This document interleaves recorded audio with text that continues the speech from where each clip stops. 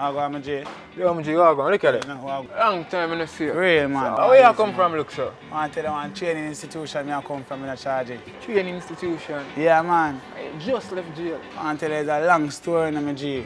But I'm willing to tell you how I start the CSJP program. Citizen and Security Justice Program. Since 2001, the Citizen Security and Justice Program, CSJP, has been transforming lives.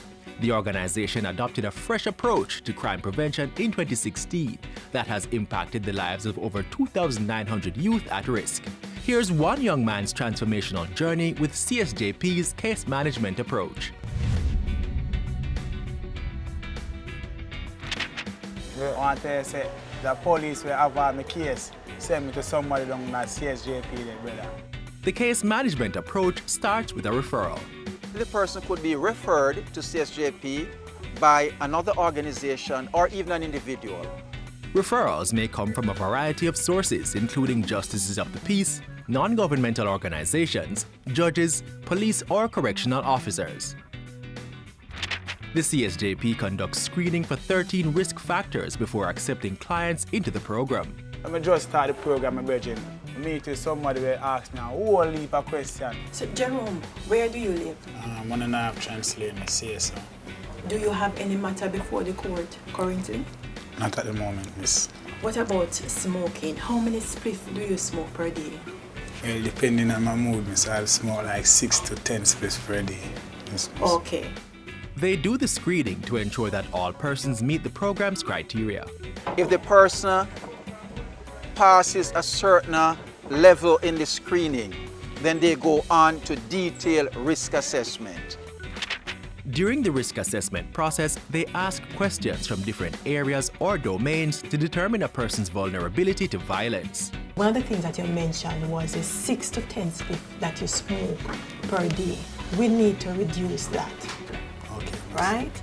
In terms of your conflicts, how you resolve that? Do you think you have an anger issue, a temper? Well, yes, miss. We do not only look at what may be seen as a negative aspect of the person's life. We also look at the positive aspect. We look at what we call the protective factors. What are these things that have been keeping a young man, keeping a young woman going? And we use those in a treatment plan. On the completion of the risk assessment, the person is determined to be a low risk, high risk, or medium risk. Individuals deemed as a medium or high risk if left alone without treatment could become involved in violence, and so those persons would be engaged in the treatment plan. Jerome, you did well. Based on this discussion now, what we are going to do is the case plan. What is the case plan? The case plan is a list of areas. Based on the discussion, we are going to identify areas that we are going to treat with. What is your preferred skill area? What do you see yourself doing in this program? Foods and preparation. So our first step is to ensure that you do the hard entrance test.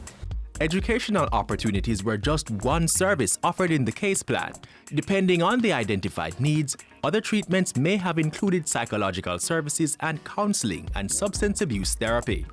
The treatment could also include pre-vocational training to boost numeracy and literacy skills and improve their chances of qualifying for a vocational skills training program. It's a nice program, man, and them offer you good sessions. What kind of sessions? Sessions, man, like if you have an anger problem, them try to lower it. If you have a smoking problem, then try to get up on a level where you can either smoke one or none at all. The program is so good. And it was. Clients not only left the program less prone to violence, but with a skill, equipped with anger management and sobriety tools, and better positioned to make positive contributions to their communities and society on a whole.